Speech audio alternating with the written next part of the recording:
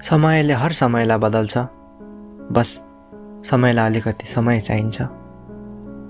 जिन्दगीमा तपाईँ यी दुई मान्छे बन्न सक्नुहुन्छ, या त अरूलाई देखेर ताली बजाउने, या त आफू स्वयं त्यो तालीको हकदार बन्ने।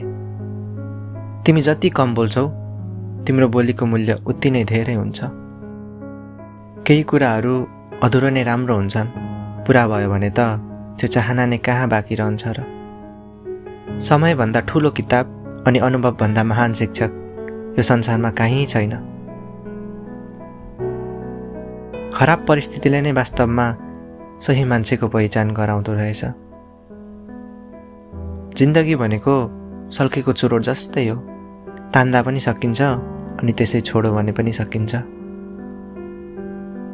तिमी धनी होइन, खुसी बन्न सिक। हरेक वस्तुको मूल्य होइन, महत्त्व बुझ्न सिक। सफलता त्यो जमिन मुनिको पानी हो जुन 100 ठाउँ 1 मिटर खन्नाले होइन, बल्कि एकै ठाउँ 100 मिटर खन्नाले मिल्छ।